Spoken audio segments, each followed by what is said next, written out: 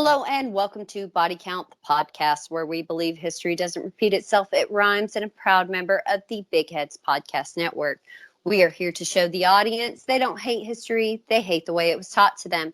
Our only rule when we choose a topic, someone or a lot of someone's died, we give you the series of events in a narrative fashion, and by the end, correlate said story with current events. That's right. The world you live in today is actively affected by the things that we talk about here. Now, I'm not PBS Kim Burns or Dan Carlin. If you want that Hoover-esque Just the Facts Ma'am history podcast, we're not going to be for you. There will be analysis and opinions. I'm not reading names and dates at you. So if you don't love that idea, get out now. My opinions are my own. Know that I hold my co-host verbally hostage. Direct your hate at me, folks, where it belongs. It's also said that tragedy plus time equals comedy. So no, we giggle at some occasionally rough subject matter. We didn't laugh, we'd cry. But we're warning you now to avoid offending anyone because that's not our intention. If you're okay with all of that, I'm your host, Jessica Manner, and I'm joined today by my co-host, Bethany Skelton. Yay! Hands up. That was amazing. I just want to start getting through it. I want to just get through like rip the Band-Aid and the disclaimer and just be done with it because it is trying. But I feel like if I don't give, I get so much DM hate mail if I don't give the disclaimer that we just... Wait, oh no. We're trying to teach history to you in a fun way and then show you why it matters today. And if you want to know why it matters today, go back 2 weeks ago and please listen to the first part because we're not going to screw with any of it today. No. And there is a beauty in take two. That was absolutely gorgeous. And I managed to keep my mouth shut through the entire thing. I am so proud of you. I'm proud of me. Yes, go team. It is October 3rd. Team, go. It's and he asked day. he asked me what day it was. He asked me what day it was. It's October 3rd. It's Mean Girls Day. And what I've had for breakfast and lunch is half a bottle of wine. So I know that's probably what... Sorry, that's me too. Oh, almost spit out my wine. I was not ready for that. Sometimes I wish I was European, and because that's an acceptable breakfast and lunch. It truly is. It truly is. I wish I could have had that as lunch while I was a banker. It would have made things go a lot smoother, and I would have been a lot more personable. But here we are. Hello. Where do I work currently? Retail. And holiday season is fast approaching, and my give a shit is busted. That's my thing. Like, if you responsibly day drink, I really believe it would make you better at your job. Hello and welcome. Yes, I will guide you through this store, even though you're a grown-ass adult.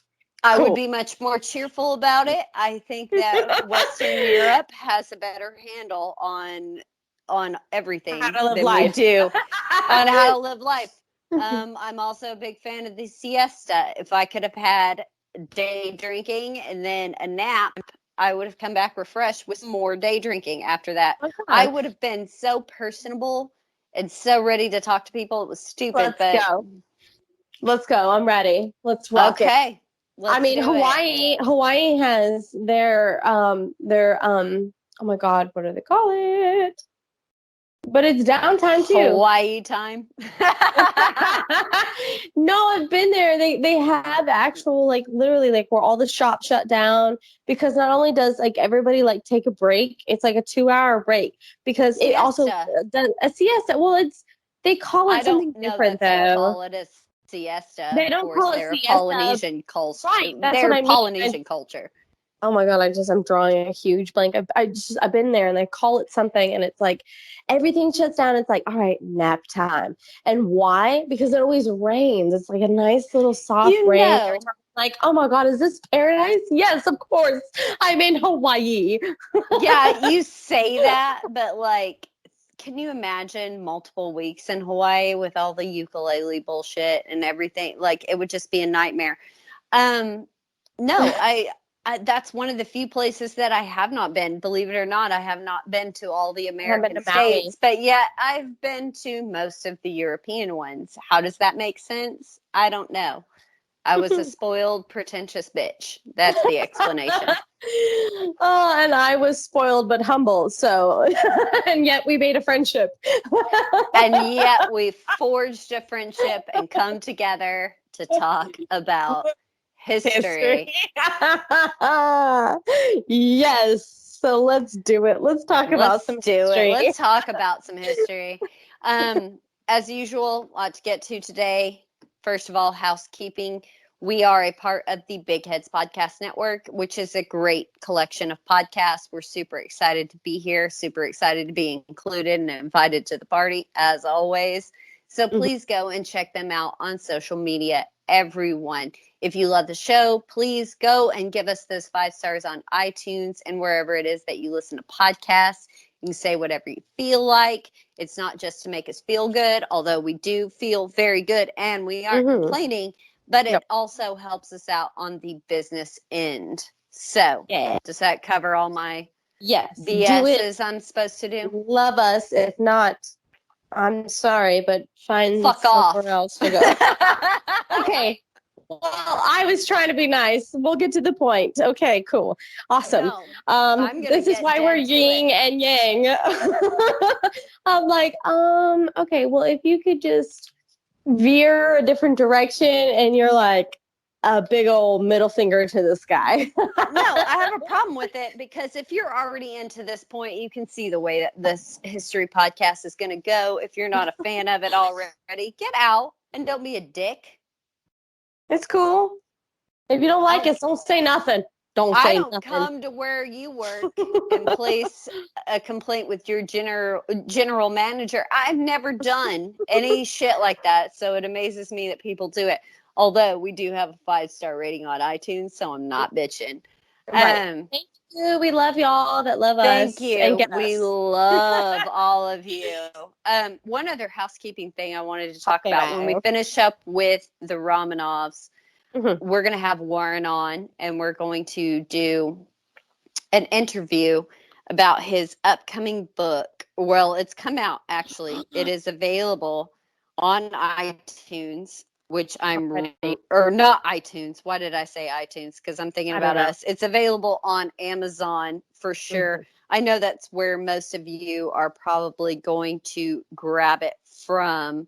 It is, let me find the title, Churchill and the Islamic World, Orientalism, Empire, and Diplomacy in the Middle East.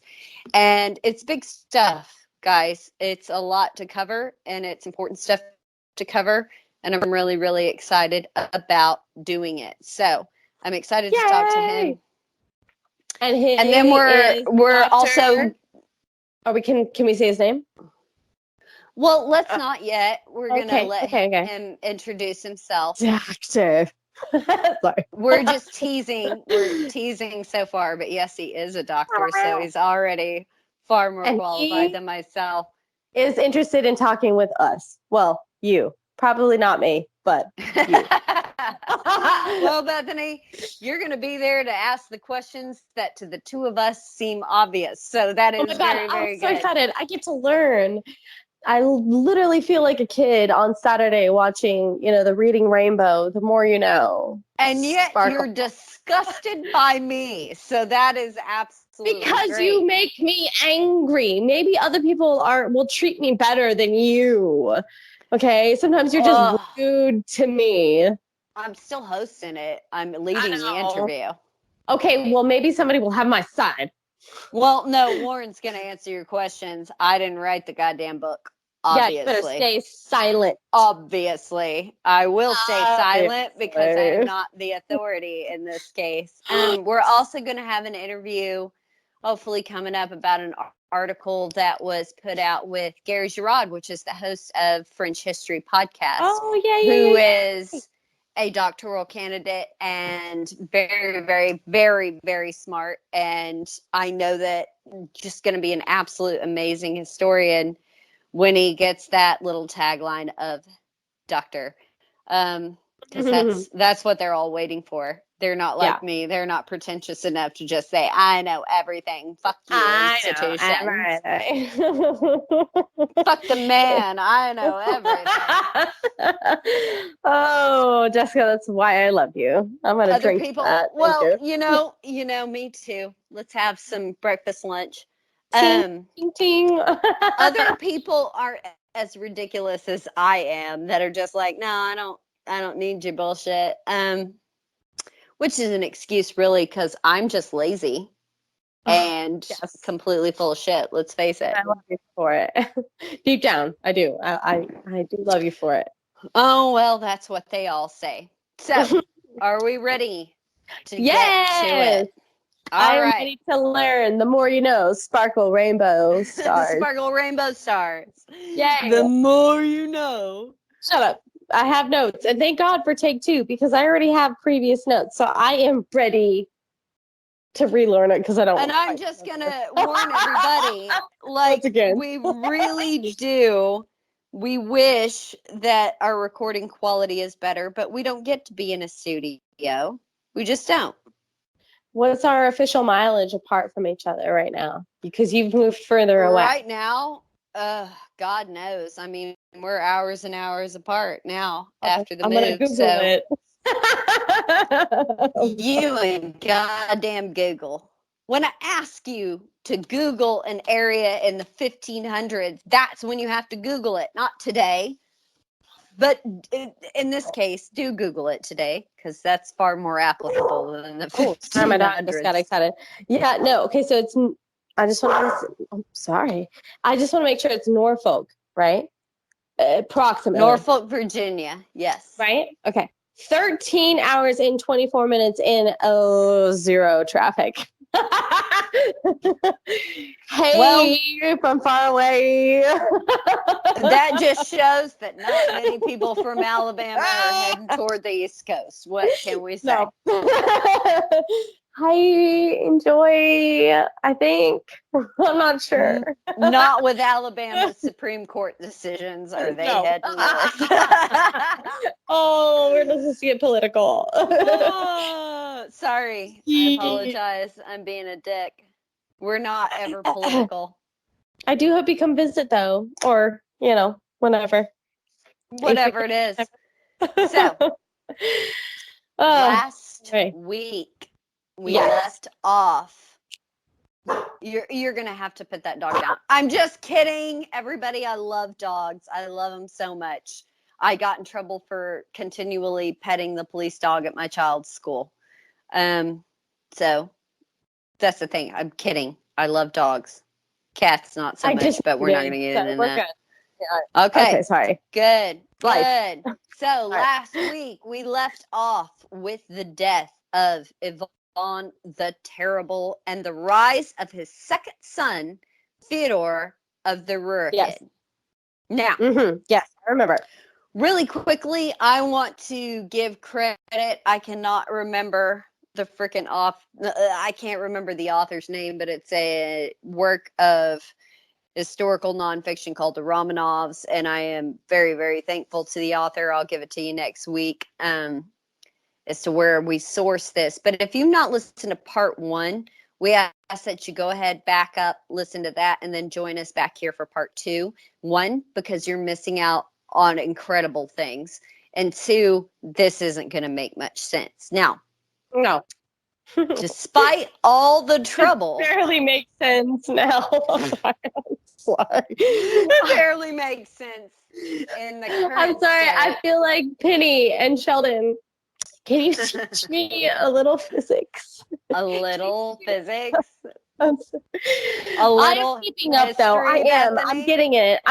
I'm keeping up. So I'm with you. But let's keep going because I know that there's way more than what we've discussed already. So again, once again, we're in the time of troubles, and despite all the trouble we experience with Ivan the Terrible, it really is, I cannot stress, just the beginning. So we're on the road to the rise of our Romanovs. Let's get going. Okay. Tsar Theodore of the Rurikid leaves the administration of his kingdom remember, this is the boy that's a bit weak and touched, for lack of a better word. Yes. Spit touched. Special. Oh, sorry. No, just unique, maybe. Unique. He One of a kind. He leaves administration of the kingdom to one of Ivan's very able opportunity by the name of Boris Godunov. Okay, I've been practicing. Opportunity is what I was trying to say. I think I was being too dramatic with it. Boom, you got it. Opportunity. Oh my God, are you serious? You nailed it. Oh you my God, nailed it. Can I have an Oscar, an Emmy, whatever? I am so proud right now. I was practicing while we were doing those test recording runs, and you were like, I won't hear you, so I'm going to go test this. And I was like, oh, okay. So I was practicing how to say this correctly. I can't believe I did it. You nailed it. You. Now, remember, they were the people that wore the dog heads, like the secret police on crank. Mm-hmm. Right. Mm-hmm. So, top of that organization is administering the kingdom for Fyodor the Touched Son. Yes. Yeah? Mm-hmm. Okay. So, Godunov wasted no time and marries his Godunov sister to Tsar Fyodor. So, he's now the brother-in-law of the Tsar. Right? Okay. Yeah, I mean, way to keep it in the family, but yeah, sure. Oh, don't they always? No bride show this time, which was breaking with tradition, which was just bad, but whatever. So the only turn the eyes on everything else, so why not marry family members? Why not? Well, at least this one was only mildly related to the Tsar. It was a distant cousin of brothers, like second wife, sister. I love this game. This is fun. Term distant sister cousin. So it's not like sister cousin. It's not full South or full English. I almost took a drink. I'm so glad I did not, because I would have spit that out. It's not like full English monarchy. I need to add that. Or peerage. Exactly. Exactly. Sister cousin. So I love that. The only other Rurikid claimant was Dmitri, which was Ivan the Terrible's youngest son, by another wife. So the one that we don't talk about. Right. Fyodor is Anastasia Romanov's son. This is the other wife. So Dmitri's a half brother to the current Tsar Fyodor. But Dmitri kind of just vanishes from the royal scene. Okay, so what cock and bull story do they come up with for this? Here we go. Here we go. Here we go. And of course, it is very vague, a la the Princess in the Tower. But a story went around that Dmitri officially died from a knife wound to the throat, self-inflicted during an epileptic fit, which, how convenient. As always. I don't agree. I'm sorry. Nope. No. I've seen seizures. I've been around people that have epilepsy. I've seen it. I've been there. There's no way that how old? 7? 8? 8. Okay, my kiddos are 8. They're gonna walk around with a motherfucking knife stuck to their throat, waiting to have a seizure. Wait, right? Hello, can we please open our eyes and see the truth? Because that does not make any sense to me. No, I don't believe it. He was murdered. I think he was murdered. Boom. Well, of course he was murdered. He was a threat to the throne, even though he was an 8-year-old fucking kid. Poor kid. Well, there's still always the hope that Theodore's going to hump out a kid on this guy's sister, right? Well, but I mean, we're going to get to some other motivation. Too, but, Oh, yeah. Well, all the easier for him to rule, but it's not going to matter once this all shakes out, because we're going to see why. Now, obviously, most people believe that Godunov had the boy assassinated. Well, But yeah. other people believe that the boy had disappeared, i.e., he was just spirited away and hidden with other family. You laugh, but it happened a lot in history. It happened a lot in history with royal heirs. And so people think Goodenough had to say the boy had died because he'd actually lost him. And the boy had been sent to live with family elsewhere where he was safe.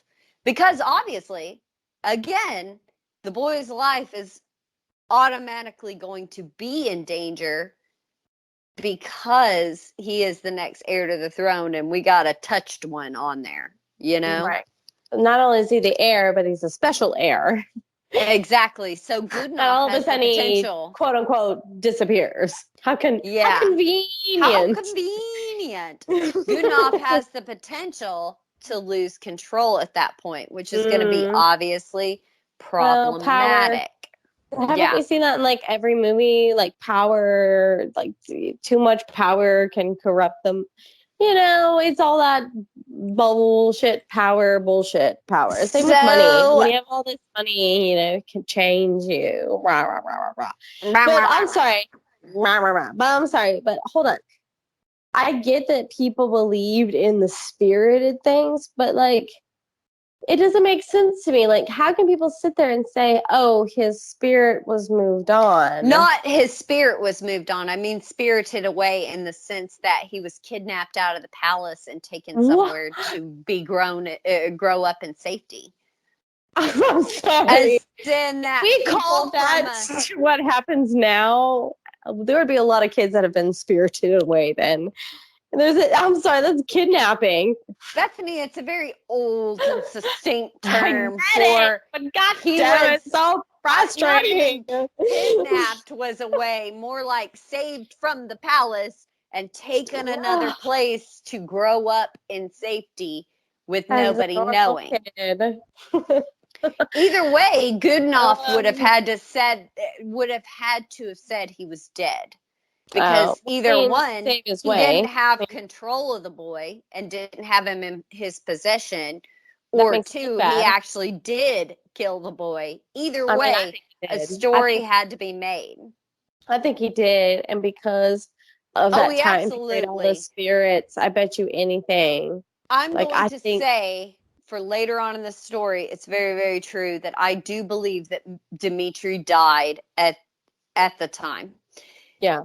However it happened, but it's going to come back as being important to our story that he may have been taken by those loyal to him and grown up somewhere else. It's going to come back to bite us in the ass either way. Gotcha. Because there was no body, right? There was no body. I mean, they said, oh. Well, it was never interred for the public. Nobody ever knew. Nobody ever saw, you know. Gotcha. Yeah. Private funeral, wink, wink. Drop my pen. Drop my note-taking pen. I apologize. I'm being serious about this, okay? This isn't just joking around. I really want to know. No, it's not, because it's a lot. So, Tsar Fyodor dies childless in 1598, and he didn't name a successor. Yes, so because his only one supposed was either died or vanished or spirited or killed, whatever. Just he was non-existent anymore. Correct, but it was also produce another one. Couldn't produce another heir, but he also could have indicated who was to follow behind him, and that's going to be important. Either he could have named Goodenough, he could have named his cousins, the Romanovs, but he just didn't. Okay, wait. I have a question. I do have a question. Okay, so if he didn't, if he could have, like you just said, he could have done all this stuff, but he didn't. So why? Did he think that he could in that time span? Like, what was the time span of the vanish of his son, the special one? Not his son, his brother. Okay, I'm sorry. The next potential. It's not that. It's not that maybe they couldn't. Maybe he was always ill. There's not a lot of information that is available on that. I was just curious. He was touched. So, I mean, he probably wasn't capable, But at no doing it point was it anyway. attempted that a clear line of succession. They expected him to have a son for whatever reason. Crazy. And also, you didn't tell the Tsar that the Tsar was going to die. It But just wasn't done. but if you're going to be a true, okay, I guess. Sorry, We're going to ferret all this out there, with the Romanovs. That's all I'm going just to like, become apparent with the Romanovs. you're not doing as hot, and you live in a world of people You're dying. special. You're a little touched. Oh my God! It just this is frustrating. Okay, I'm just gonna stop talking. I know. I'm okay. So with I'm the stop talking. death of Theodore, the Muscovite line of the Rurikid dynasty ends. Okay. There are no more living No more. that are of the royal line. Okay. Cross exit. Sorry. Not I just exit out in my notes. the thing is, there's nobody that's related close enough to claim the throne. But Russia needs a czar. It needs a power center. Right? Yes. So, after the death of Fyodor, there are two contenders. The late Fyodor's brother-in-law and the guy that was in charge during Fyodor's reign, which is Boris Godunov, his brother-in-law. Godunov. The brother-in-law. And God forgive us, everybody's named the same thing, and this guy's going to have a new name later on, so stick with us. Oh, great. Like it matters. Or Fyodor Romanov. Fuck. Which is nephew to the last Tsarina Anastasia Romanov, and who was the cousin to Tsar Fyodor of the Rurikid. I'm not kidding Fyodor you. Romanov is Fyodor of the Rurikid's cousin through Anastasia. I'm not kidding you. Like I'm gonna send you a picture of my notes because you haven't seen them, and I don't take notes like a normal person, or in your eyes, your version of what a note should look like. No, there should be clear, concise, with vocabulary and people and dates, and there should be sketches, quite frankly. Well, there's no sketches because it would look like stick figures. However, I have very profound verbiage that would explain how I fucking feel about this fucking name. And it's the word F-U-C-K, literally in big letters over number one. There's one where there's an X over it, and I don't know what that means, and I'm assuming we're going to get to it. And then I'm so excited. And then there's Fyodor, Theodore, whatever. Theodore. Okay. But I had F-U-C-K in huge ass letters with a big ass arrow with an arrow down that doesn't explain anything to me. So I'm going to take a happy pill. Take your happy pill. I'm going to take a happy pill. Welcome to the life of Bethany. Which is what we call anti-anxiety medication, folks. Like, okay, but this podcast causes I get so much anxiety. No, it's because I'm learning shit that I should have learned back then, but I didn't because it was so boring and I had a monotone fucking teacher. So it's just one of those things where it's like, okay, well, I still should know this shit because I am supposed to vote. But if I vote for somebody, never mind. I'm going to get political. I know. Let's go on. History. So, cheers. Like it or not, Godunov, the brother-in-law, was elected by a general assembly of the land, which is kind of like the nobles and the boyars, which again go back to the first two episodes if you want to know what those are. Elect who they think should be czar. Godunov wins. Because they change it up. They change it all up. Like it doesn't keep coming from the same bloodline. They pick a card, any card. That's also going to be a bit of a problem because it's not from the bloodline. So what they're hoping is this election by assembly is going to kind of legitimize Godunov now that the Rurikid are dead. So they're trying to set him up for actually like winning. Correct. Even though one could kind of say that Fyodor Romanov had the much better blood claim technically as the only first cousin to the Tsar to the throne, if you will. But But that's not what they care about. They don't actually truly care about the bloodline, though, do they? they're looking for stability. They just Right. need What do they somebody to need suck right it at this up. moment? Okay. No, that makes Exactly. sense. No, I get it. Like they need something consistently coming through. It doesn't matter if it's like 3 years, 5 years, 10 years, 60 years. It don't matter as long as they have the same consistency coming through, making the same We've rules and all already that. Yeah, no, I had get it. this, Yeah, yeah, yeah. like, fuck Why all with change? Don't Ivan. fix what ain't broke. Anybody is better than Yvonne the Terrible at this point, and it's been like the land's been raped as many times as it can be raped already. So they think. They Oh are wrong. my God. Well, I hate you. I don't know how else to put it. It's been the rape I of know, I can't Belgium for like years in I Russia. can't even get my beer. It has been like continuous Nazi occupation on Renaissance era steroids. I don't know how still. That It's is been perfect. bad. It's been bad. How bad can it be? Well, let's It's gonna just say get that there's. worse. Oh It's God. gonna get worse, believe it or not. So even though Fyodor Romanov had more of a blood right, as I suppose, and I think maybe other people will suppose, that's my opinion, he even supported Godunov in the beginning. Now, the newly minted Tsar Boris Godunov was able to actually secure Siberia, which is just shit tons of land and riches, as we know. But he was more than able. He would have actually been a really good leader, but he was unlucky AF as it would turn out because famine and its Well, aren't BFF they all? disease, they all are. So famine and its BFF disease hit Russia at the same time.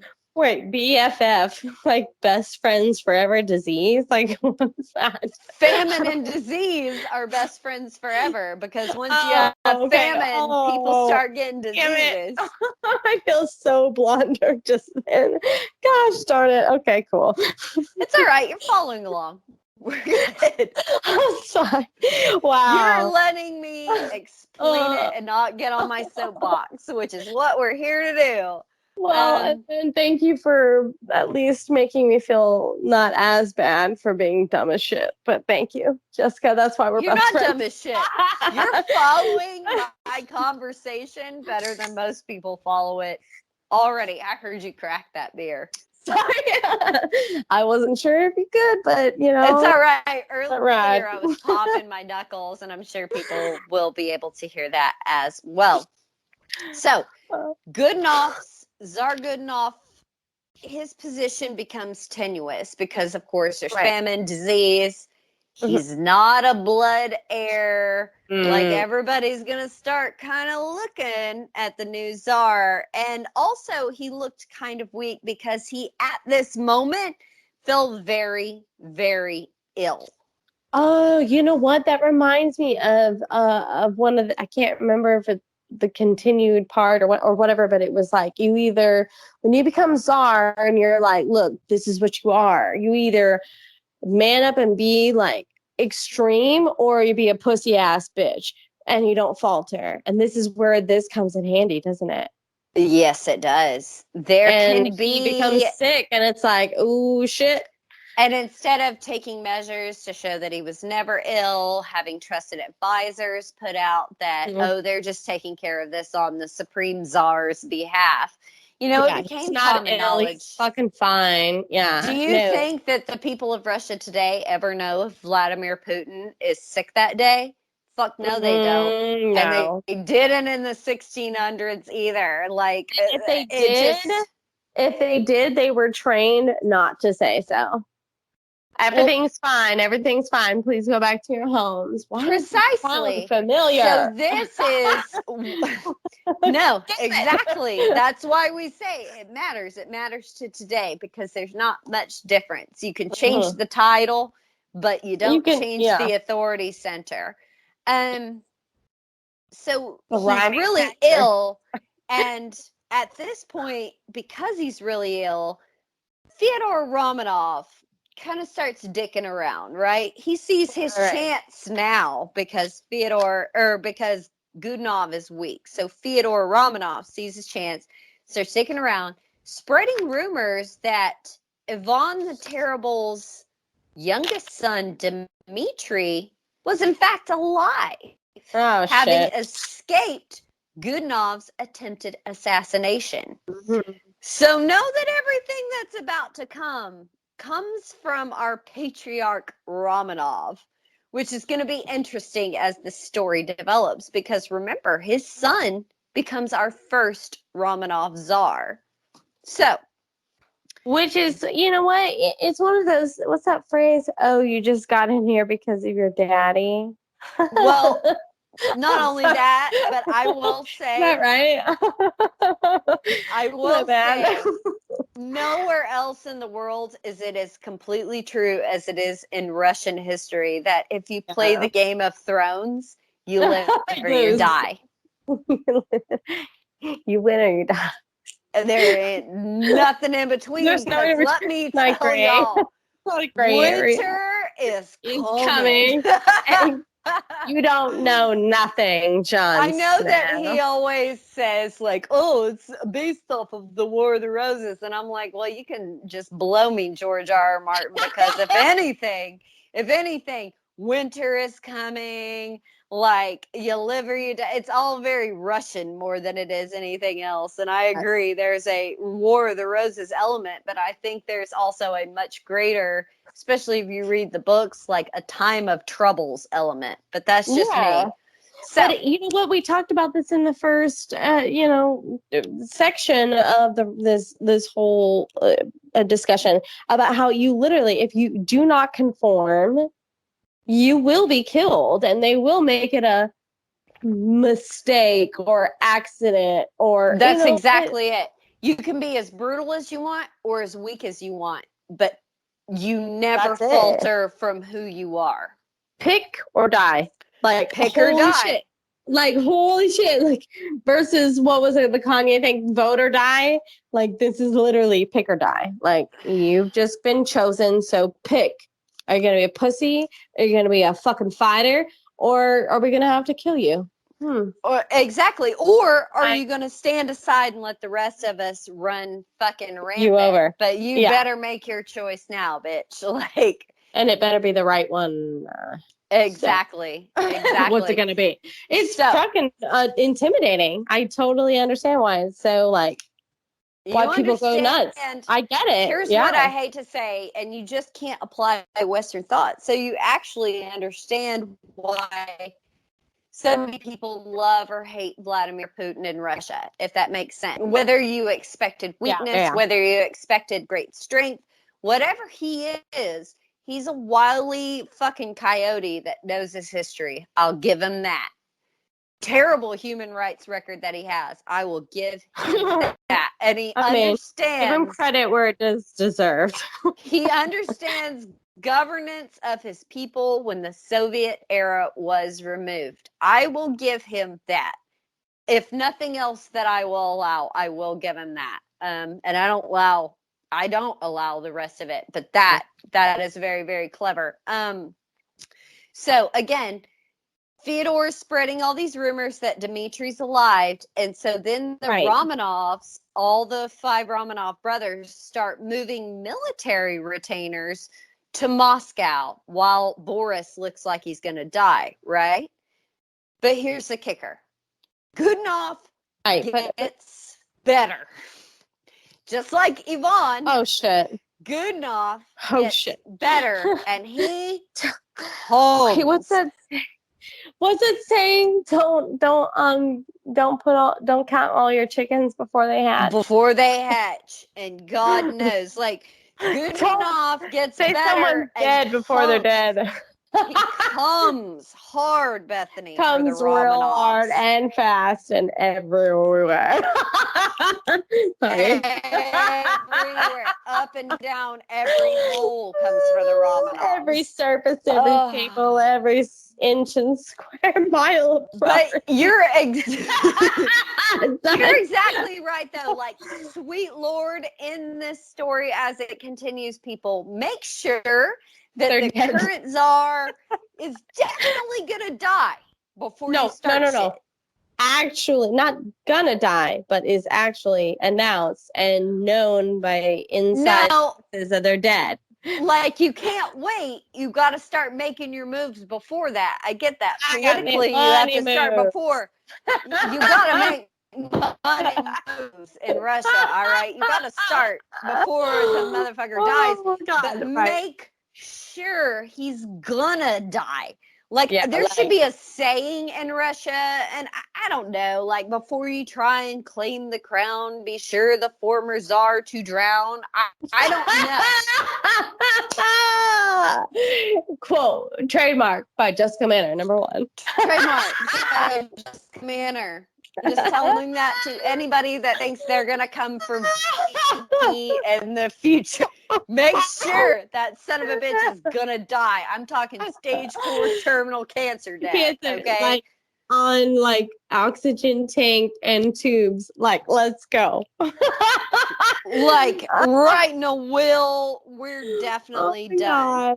We're bad people. We are going to go to hell, but hopefully we'll go together. I'll have a friend in you. Hand in hand.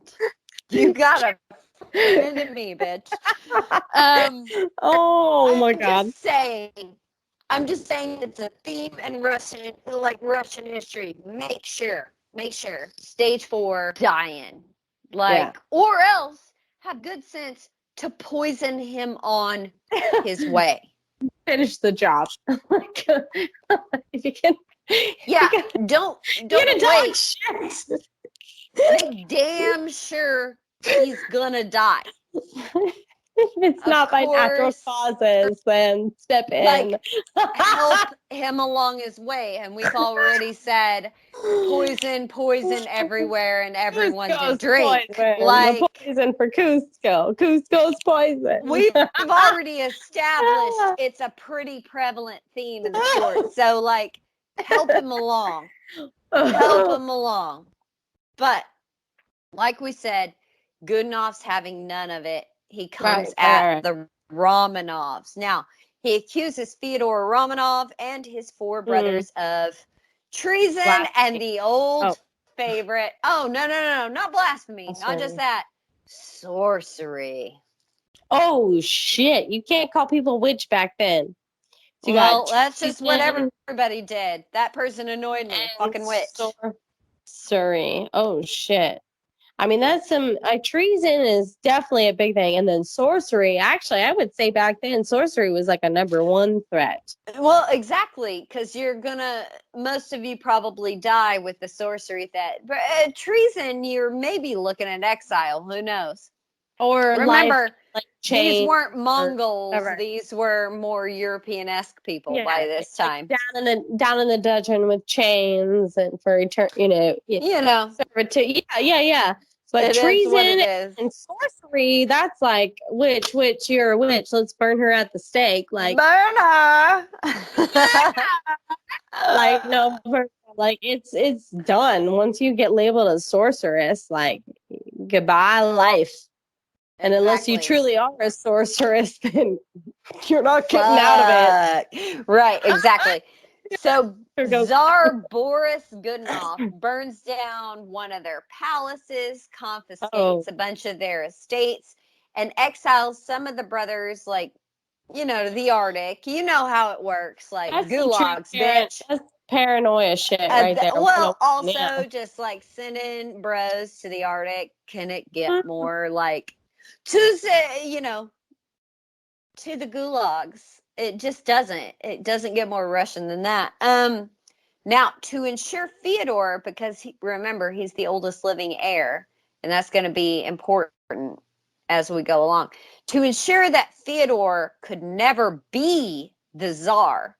So if there's a vote of no confidence, he's killed. To ensure that Fyodor never gets the title of Tsar, though, he forces him to take binding holy orders and be known by the priestly name of Filaret. So that's going to Okay. help with our name confusion because Fyodor Romanov now becomes Filaret Romanov, And this is the same. the priest. This is the same Theodore Romanov, who's the nephew to Tsarina Anastasia, to Ivan the Terrible, the Fourth. Correct. And The the original root cousin kid. to the last root czar. Sorry. Who is connection, not really, but to Boris Godunov, who He has stages. no connection to No, Goodenough. Goodenov's the brother he of tries the last to. brother-in-law of the last Ruhr kid. Right, that's what I mean. Godunov tries to portray it as I'm the Ruhr kid, and technically, this kid right here, Filarot, who was Theodore Romanov, was actually closer to The throne of Ruhr kid, right? Correct. He was actually closer, but Boris So made him out to now be okay. He thinks he takes it out of his grasp because you cannot break those priestly Orthodox orders. Yeah. What about because remember, but like the crown takes its power from also being the head of the Orthodox Church. Remember, Tsar is essentially Caesar. Okay. Right. Well, I mean, we're going to get to the wife. So Goodenough then makes Filaret. Sorry. No, it's okay. No, keep going. I get it, but at the same time, but it's like, okay, wait a minute. Why don't? Never mind. Keep going. Just because it's not the way that things were done. It's not a common power play. You couldn't just be out and out with it. No. I get it. Okay, that's why I'm like, fuck it. Just keep going. I'm gonna say my frustration for something else. I'm gonna drink my beer. Thank you. Awesome. Okay. I mean, that's good. But if you had a question, I would rather address it right now than let it go unanswered. Well, it's just a simple fact. Like, we have all this shit that's happening, but yet nothing is stopping it. Like, it's literally, you haven't even told me what's happening. And I have notes, but of course it's about to stop. Like, we're getting to the notes where I've stopped and have not got to the end of our discussion. Like, you know what I mean? Because again, this is part 2. So I get it, but like things are still a little hazy and I'm understanding to a point. However, why has this continued to keep going in this direction as I'm pretty sure you can hear my pages turn all the way back. I'm like, why the fuck are we still going in this godforsaken circle? So I'm sorry if I get a little frustrated. No, I understand that you're going to get frustrated for you because I don't really know what to fucking ask anymore. But no, I think it's great that you are frustrated by all this because right now you're feeling the memory of Russian peoples and why it is that once stability is reestablished with the Romanovs, that they stick with this autocracy for 300 years because you feel how terrible this is, and it's passed down through generations and generations, how terrible this time was. And so you feel it, and that's what I want you to do, is how ridiculous this all is without a power center.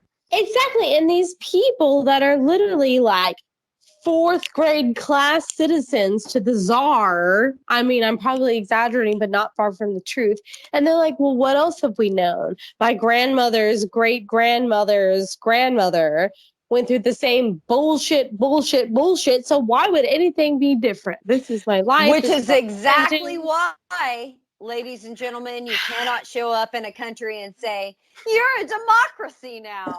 Expect it. Oh, damn it. I laughed because I felt uncomfortable because that's me. No, because it's the freaking truth. It's the truth. That's why you can't just do this shit. You can't just show up and say, democracy reigns. They're like, what the fuck are you talking about? Oh my God, I just had a light bulb moment. I just had a light bulb moment. And you're probably going to laugh at me, but I'm probably I'm not going to lie. So my son has gotten really good at math, like multiplication, but yet they want him to break it down, make little dots, cut it in half. This times this is what? This et times cetera, yeah, we get it. Together, we get the result, right? But my son is getting to the point where he can look at it and know the answer, which is fantastic. That's called However, memorization, which is is great. necessary to mathematics, but whatever. However, the school wants you to show your motherfucking work. And it's very frustrating because it's like, I am so grateful, but it's just so like, why can't we just do it this way when we already know the path? But that's it, because not every person, Bethany, already knows the path. That is why you can't just show up in a place and say, this is where it's going to be. And this is what I'm talking about. This is what I was talking about in part 1, where Western thought does not enter into this. Like, you can't just show up and go, oh, it's fucking obvious. Well, it's not to everyone. Does that make sense? Yes, of course. Because even when I'm scrolling back through my 800 pages of notes, it's like Ivan the Terrible married a 12-year-old with a bride show of virgins. It's Bachelor all over. It's terrible, but it still was a power center. It still was some form of government in a way when people weren't even connected by fucking mail. You understand? Right. Exactly. No, I am with you and I get it. It still fucking sucks. It still sucks. I've experienced a different genre, different era, different way of life. We have a different civilization. Thought. Yeah, no, I get it. It still just sucks to read that. God, I would hate to be in that time period. I'm sorry. And quite frankly, not just that time period. That's something that exists in Russia today, Bethany. That also exists in Russia today. I may hate 2019 at times, but thank God I don't live in the 1500s. Well, as shitty as Vladimir Putin is, at least he's not Joseph Stalin. And we can go further back.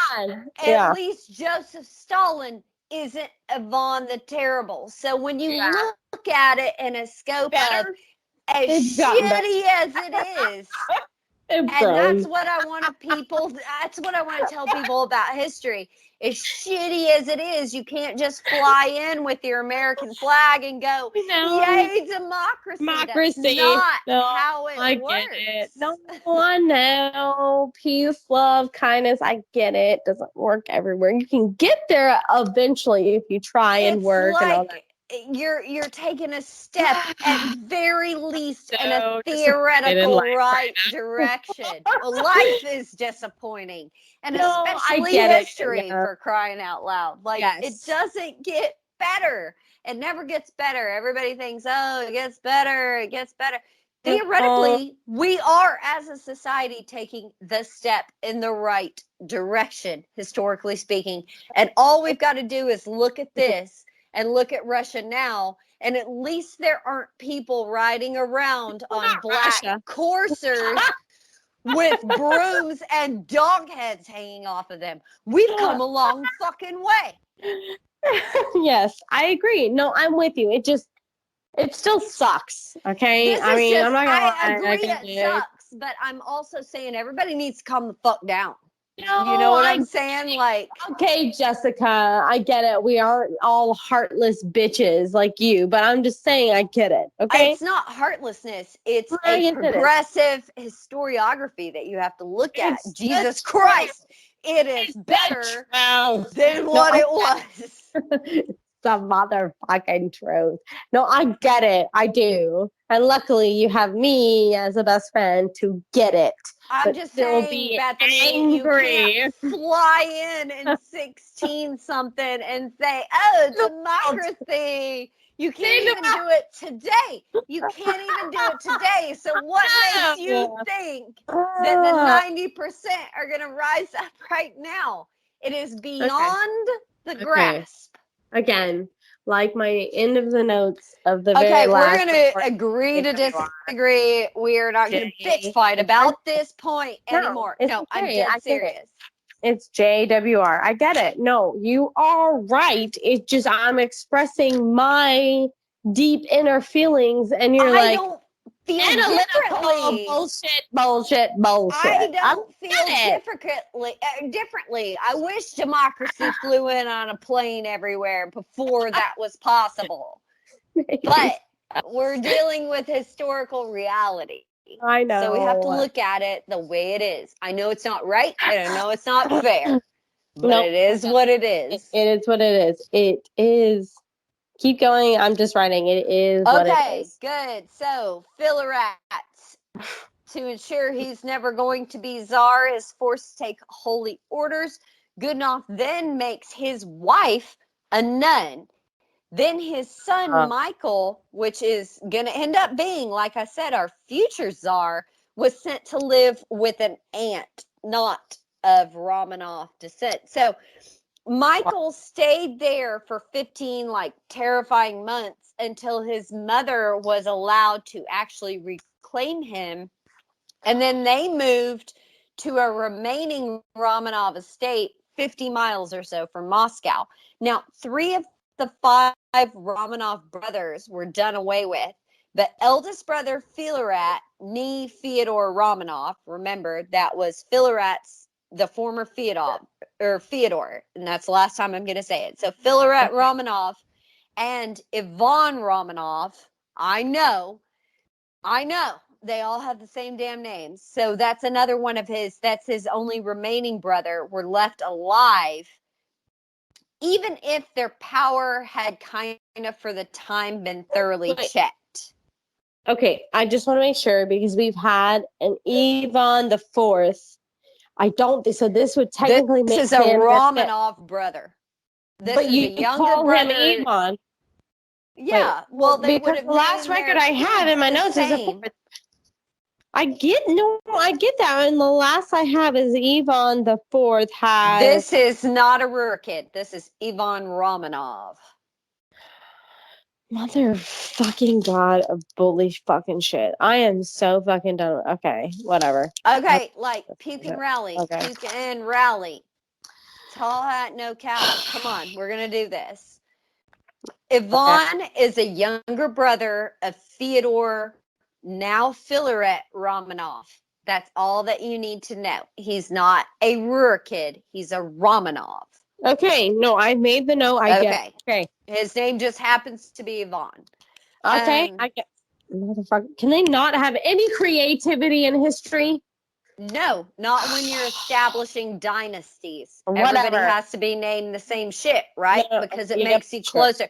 Who sounds like they should inherit a throne more? Fyodor and Ivan Romanov to Fyodor and Ivan Rurikid, or a guy named Boris? Okay, fair point. Okay. Yeah, very fair point. Exactly. Got it.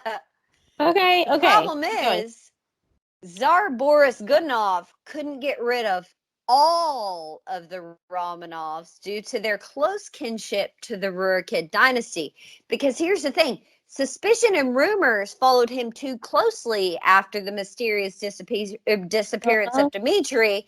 So disappearing other royal relations and children, albeit more distant relations, wasn't necessary. It was a good way of undermining the power center that he was already claiming a right to, because he's doing it off the Rurikid name, right? He's saying, I was the brother-in-law to the Tsar. Well, you're the brother-in-law. You're not the brother or the. But not only that, but if you're showing that royal blood doesn't matter that much by just killing everybody else of royal blood, why should your kinship matter? Yeah, you're trustworthy. I'm a pretty powerful noble. If it doesn't matter anymore, I guess I could be czar because I said so, right? My wife's sister's second cousin was related to a czar, so I'm a czar. Exactly. So you can't disappear all of those of closeness of royal blood. I mean, that's a lot of people. It starts to make dissent. It starts to get people maybe thinking, oh, well, if it doesn't fucking matter anymore and you can just kill whoever you want, why can't I kill you and take your crown? I mean, exactly. Everybody's replaceable. Everyone's replaceable. And I will say that change your name. Czar Godunov was smart enough to realize that, at least. Yeah, I mean, but it's not going to do him any fucking good. Well, he survived. Oh, because I was going to say he survived this long. I mean, He must be doing something right. I will say he does die a natural death, Oh. but he dies a Oh, natural man. death from stress. They didn't have anxiety and depression medication back then. No, they did not. He could not pop a Xanax and continue to just be cool with it. Yep. Thank you, doctors. But despite Fillarat now being relegated to a high priest, his little whispers about Dimitri had kind of done their work, because now a bunch of people believe the real Rurikid heir, Dimitri, was alive. Okay, had hold on. secretly been raised in Poland, and was ready to reclaim the throne. Now, what's your question? Okay, so you're trying to say that even he made such an impact, even before he was forced to become a priest and his wife a nun, that people still believe him after the fact that he became a priest and nun. It didn't matter because remember, oh my God, wow, he started those whispers. He started those whispers despite what he knew might happen to him. He started those whispers that, oh, you know what? Low places and whiskey. I mean, exactly. He kept saying, oh, you know what? I think Dimitri's alive. I think Dimitri's somewhere else. So who could hold a better knowledge of that than his first cousin? Okay, but here's my question, and I want to ask you, because you're the one that does the research and the knowledge. Do you think he truly believed, or do you think he just did it to like maybe further and support his case? He didn't think an actual quote unquote person was going to step forward or anything like that. But I'm just saying, I'm asking, like, do you think he just did it to save his ass, or no? I think what he did it for was to sow dissent. Wait, so that he might. Oh my God, maybe I had too much wine and beer. To make fucking trouble, to like stir shit up. Oh, like a true politician. Like a true politician. Okay. So that people question: are the Rurikid dead? Is Goodenough the correct? Is he the correct ruler? Is he honest and truthful, or did he murder and kill? Yeah, no, I get it. Okay. Fillarat knew that Dimitri was dead and never expected a quote unquote Dimitri to show up. Does that make sense? Yes. So he wanted to sow dissent. This motherfucker, like, there may be a Dimitri. What's this motherfucker doing on the throne? I.e., somebody may poison him and knock him off for me, and then no Rurikid heir actually shows up. Who are they going to put on the throne?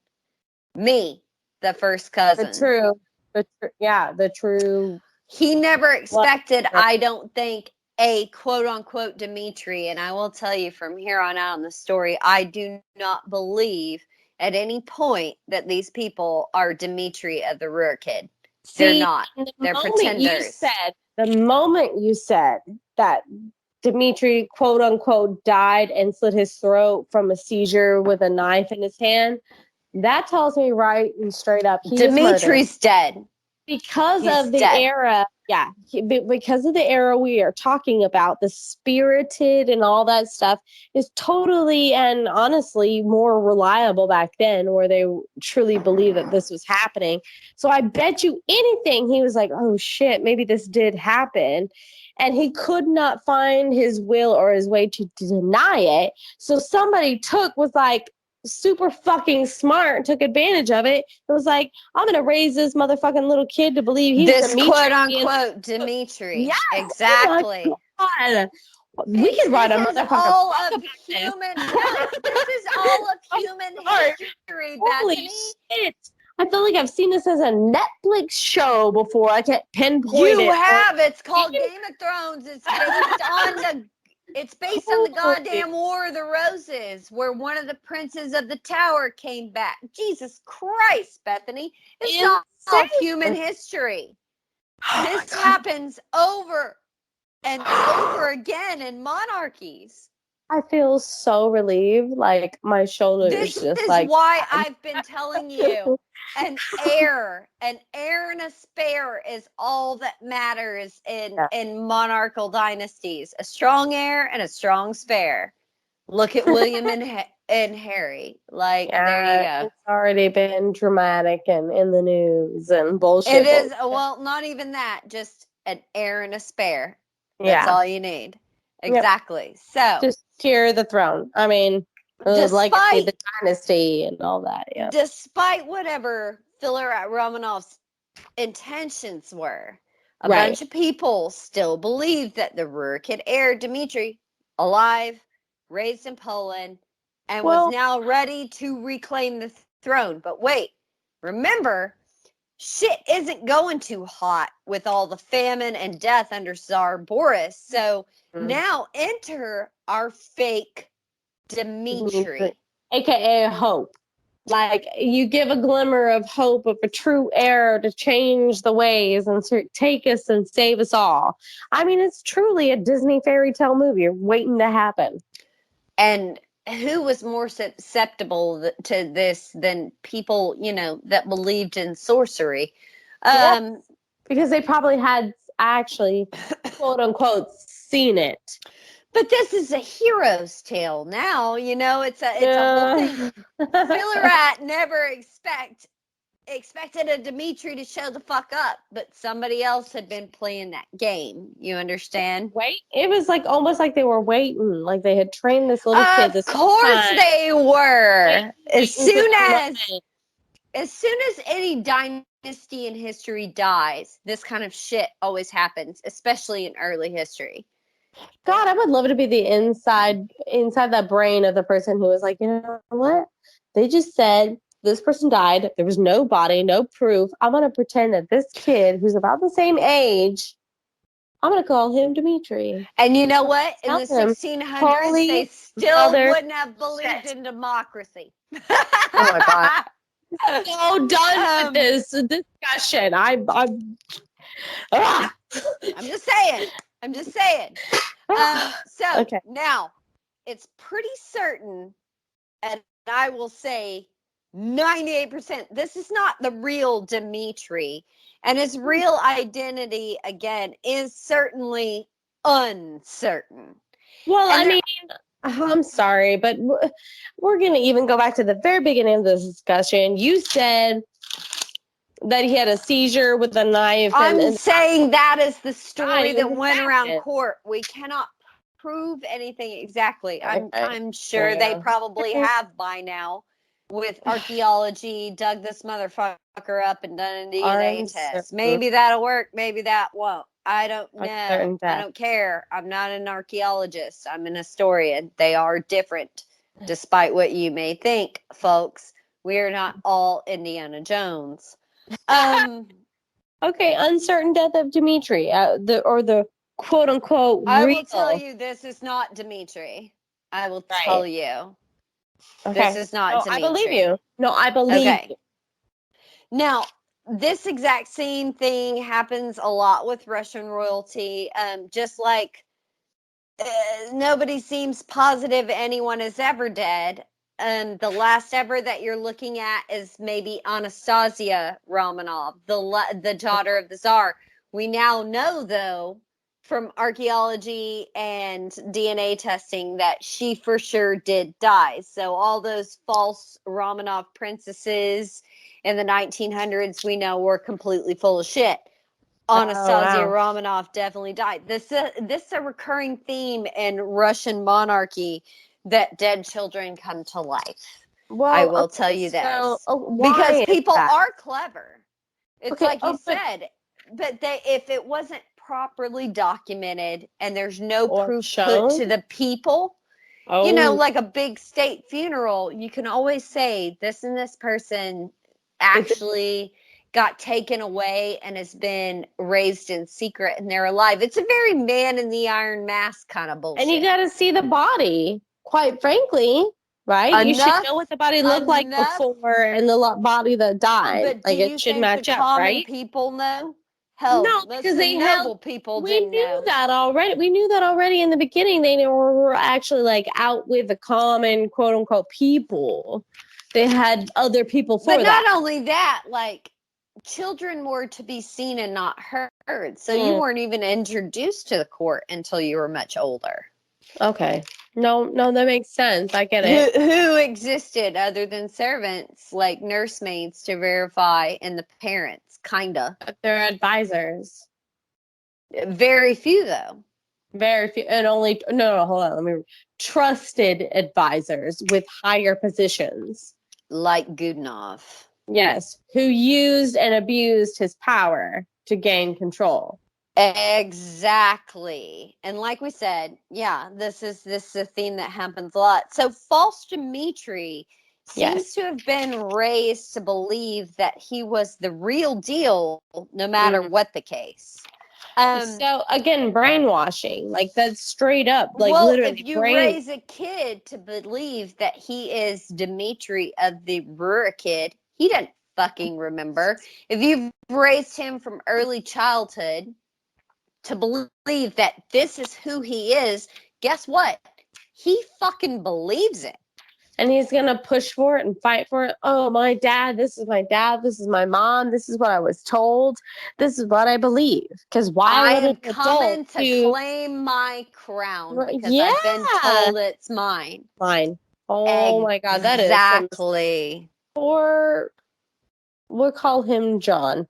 I mean, I don't know, but like for real, No, like but if you would FD, read the fake books, Dimitri, you know there's instead of probably a FC from if Riverdale. you read them, you know there's probably a false Aegon. That this is a very common theme in literature. It's a common theme in real history that these false pretenders are raised absolutely, I mean, and they're usually raised by somebody that has an intimate knowledge of their parents, of the court, so they or have some kind of information information. Yeah, that it inside. absolutely matches up, that Because everything is accurate, and you can't tell because this person disappeared as a very young child, so you cannot be sure. They exactly. weren't doing goddamn DNA tests. No, and actually, as I look, I've looked through my notes previous, because we like to drink and have fun, and I follow along as we go, and I do remember shit. It just takes me a minute because I'm not some historian or whatever, but there seems to be an actual reoccurring pattern that happens here because there is a lapse in true czar relations, like true nobility. Like, are you truly the next leader? Like, are you from this true family from here and there? There are some major gaps. So why not, as we continue several hundred, we're now what, from the Roughly 968 to 1604. 1500? Okay, now we're in the 1600s, which is before, when we first started, I felt like we were in three digits, not four. Well, You know, no, and so it's we just started in the three digits, and then we moved to the 1500s and the 1600s where shit okay. starts to get interesting. So we went from medieval Russian history to like a Renaissance period. And Renaissance, which I have that in my notes. Yes, we're in a I don't Renaissance mean that period. we're like necessarily in a Renaissance, in that we're in a Can, Renaissance. It's the period of time in history, if that makes sense. you're We're about not to in some play the fuck out of me, Renaissance of, Jessica. oh, God damn it. Why can't you just be an historian? You're not, because I'm explaining this No. to everybody. Yes. That's the Renaissance. point of this Renaissance. Okay, podcast. bitch. Okay. Okay. Renaissance. So, okay. Okay, let me say Renaissance. I'm sorry, but Okay, it's we're just in one a of the things. Renaissance, But I get it. Bethany. I get it, Jessica. I know what you're trying to portray and what you're getting at. I totally understand. But at the same time, didn't they keep track of this? Wasn't this a thing that they actually did scrolls and like? Not in the 1600s. Oh, okay. I thought that was something that It was was like just intellectuals he was did. marked B and died, but it wasn't Okay. something. Mourning was something, especially mourning a member of the royal family, was not something that everybody witnessed. You couldn't witness it. You couldn't be a part of it. It was part of the mystique of monarchy.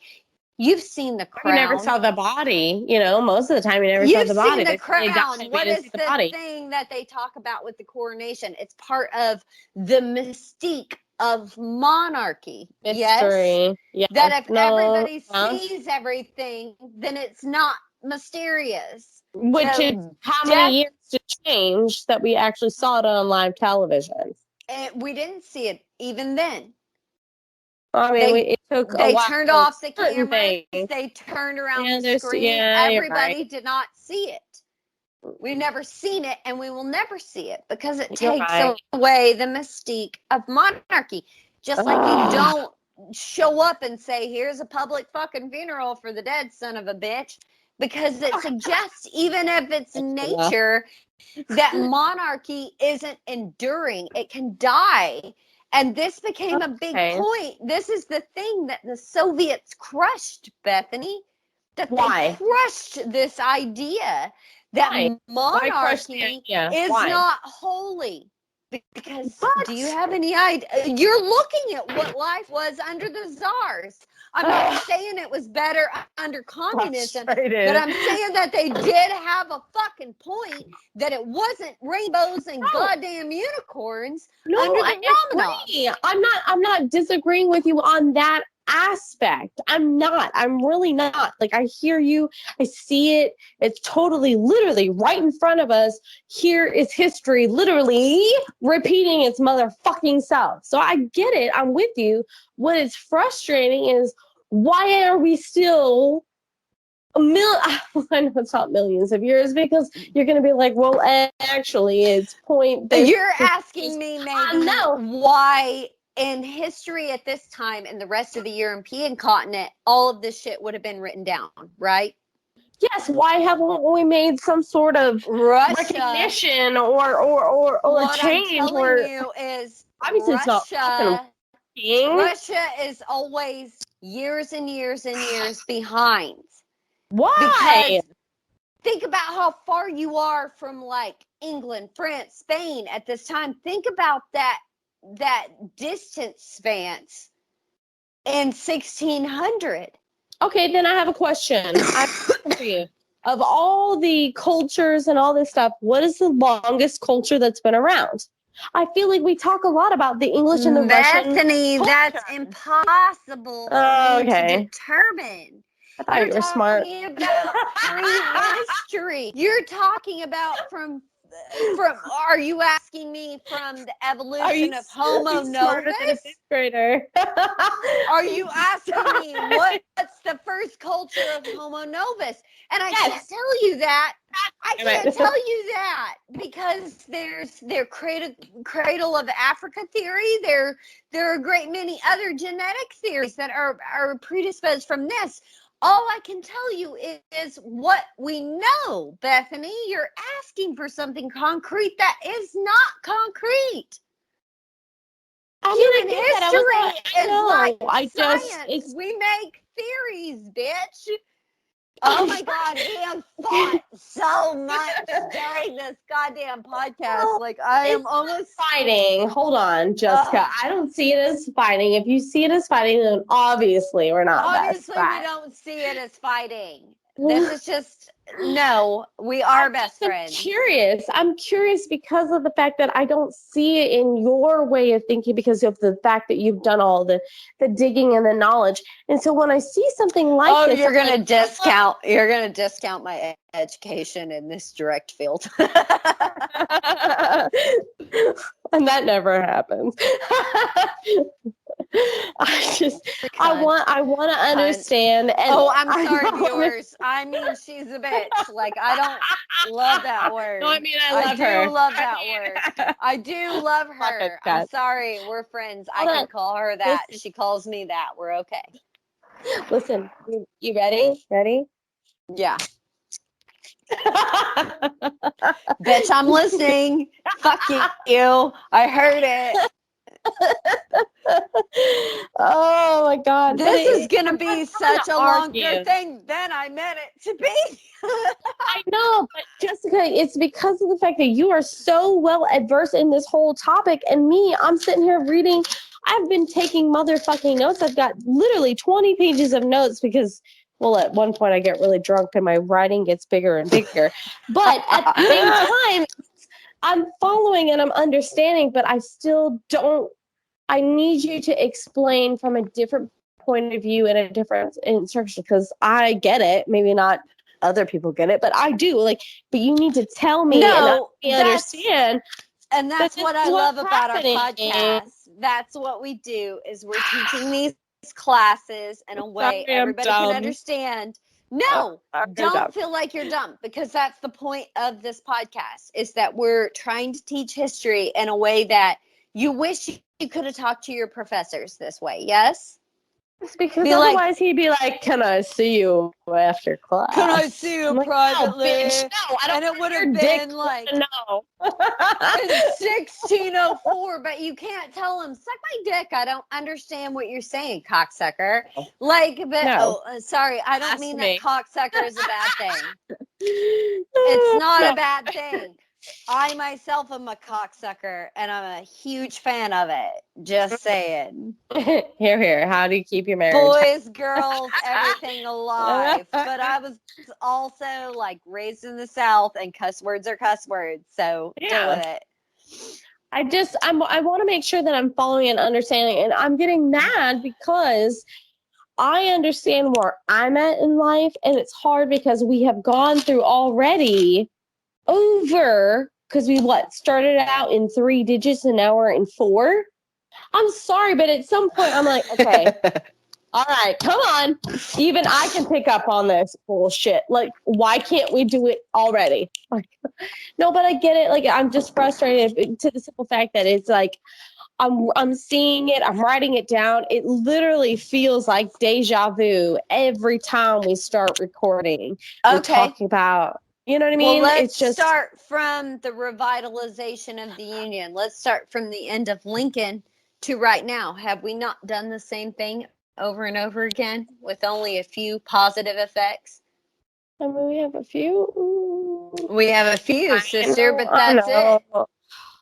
And each president has done their good thing and their bad things. Yes? Mm-hmm. But it seems relative to us because to us, even you and I, when we were born, the moon landing wasn't fucking 50 years ago, was it? No. It was 30-something years ago when we were born. It's almost like right then and now. Like they were still talking about that shit. It was 20, 30 years. From when we were born, it was 30 years, yes? Right. Yeah. We're old. But to you and I, it only feels like, it's only been 30 years since the moon landing, right? Because that's where we're stuck in time. No, I get it. Because that's where we were born in time. So you're asking all of humanity to update their thoughts currently to every single. And you also have to understand the Renaissance period didn't reach Russia. It wasn't available by goddamn Amazon. But you have to understand in Russian history, Russia until Peter the Great, Romanov, who we're going to talk about, and that's where we're going to end our series, brings Russia up to date with the rest of Europe, right? Yes. No, I know but where we're heading. Wait. Okay. After that point, Russia falls behind again. And it's cyclical with Russia that unless they had a really strong leader, Russia wasn't necessarily kept up to date with. At this point, we've got the Italian Renaissance going on, right? Right. So you're asking me why motherfuckers are not carving the David. It's because they're still stuck in, theoretically, the Middle Ages. I know. I mean, I know. And it's just because things don't travel. It's because things don't travel as easy as Can I talk yet, Jessica? Can I talk? Jesus Christ, yes. Yes, I mean, I'm saying, like, I get what you're saying. I know what time period we are because I was an arts major, basically. Whatever you want to look at. What type of arts? From the court of Louis the Sun King to now. Bitch, shut your mouth. Okay, I am right though. You know, all about the Sun King and nothing before that. Yes. I'm just gonna drink my motherfucking beer. Now. What I'm I trying also to get know that Jessica, at 3 up is dance. I'm just trying to say, Jessica, like I get it, but at the same time, like I'm frustrated because of what I know now. Like if I went back then, of course, I'd probably do the same motherfucking dumbass shit. I would still be the same. What was it? I promise you would. Because what other alternative What's it was called? there? It didn't exist. Low rent, bitch. No, it just didn't exist in people's brains. Do you understand what I'm saying? No, I do. I am with you. I understand. It's just so frustrating because in my experience, and you know what? Who gives a fuck if our viewers understand a little bit of our back history? I was in that low rent bitch stage, but I got myself out. So it's super frustrating to look at this and read through this, and you're telling me this story, and I see, okay, well, they could have made a Can I motherfucking stop you though here and say education was available to you? So I need to take you back to 1604 really. Russia. Listen, Not really. I didn't really have that much the help. Roman Empire, by this time in this part of the world, the Roman Empire and its predecessor, the Grecian empires and republics, were so far in ancient history that at this time they were remembered only by tutors and scholars. It was not widespread. We're just now in the Renaissance. It's just now coming back to Italy that it used to be the Roman Empire, which was the center of. Do you get that? Like we're having a rebirth of knowledge. I get where we are. I'm trying to express my frustrations because of where I am at in my current lifespan looking back. And not only that, I'm frustrated because I see back then, I see what's happening now, and I'm like, what have we learned? Like, why are we not very fucking little? Our brain is bigger than that. At least a couple of us. Not 40%. Really. God damn it. Theoretically. I mean, a little bit, but not really, not as much as you think, Bethany. I get it, but evolution is a slow process. I mean, I get this whole czar and keeping I get it, but at the same time, this is incredibly frustrating because it's like literally, if you do not step up to the challenge that we feel like you should conform to, you will die, or we deem you unfit, or you will quote unquote disappear, and boom, somebody else will be like, yeah, I'm you. Could you imagine if the real Dimitri actually did survive, was hidden because he was that special, and they were like, because he literally grew up to be literally not special in the right way. Look, we're gonna Bethany, I can only assure you I can only assure you like 90% that the motherfucker did die and that this wasn't the real guy. Who knows? I see it in my notes, the way it's perceived. I'm sorry, he actually is dead, but because they didn't show his body. I mean, but there's always a 2% maybe chance in my mind it may have been the real Dimitri. We don't know. So uncertain, and it drives. But I will tell you, I'm 90%, 98% sure this motherfucker was not the real kid. He was killed. No, and honestly, if that's how you feel, and that's like my first instinct, then I'm like, shit, if Jessica feels that in her whole heart, and that's my first gut instinct, I must be right. Yes, gold star for Bethany. I got it. No, I say you would be. That's my gut instinct. The boy died. He was assassinated. Murder and investigator shows. I have figured it out. I historical John Douglas that shit. Yes. Like, that bitch is dead. He's dead. He's fucking dead. No, but so what do you say we take a conversation break? Yes. Absolutely. Okay. No, we haven't got Well, far, but I really wanted to get more in depth with this whole conversation, and I hope no, that you I don't. think we're going to take it further. So let me just say, guys, like, slash medieval slash Renaissance. Let me say it Opportunity. the way that Opportunity. Bethany wants me to say it. Enough. Renaissance. Renaissance. Hashtag Renaissance. Period. History took us a lot further than what we Yes. expected. We did not expect the conversation to go this far. So, what we're going to actually do is continue to discuss this, and we will join you guys back recording wise next week. So, we thank you for your patience. We Thank you. apologize Sorry, I'm for done. not cutting it off the way that we usually cut it off, and we really, really, really appreciate everything that you guys do for you and do for us, and we will see you next week. Bye-bye. Yes. Bye.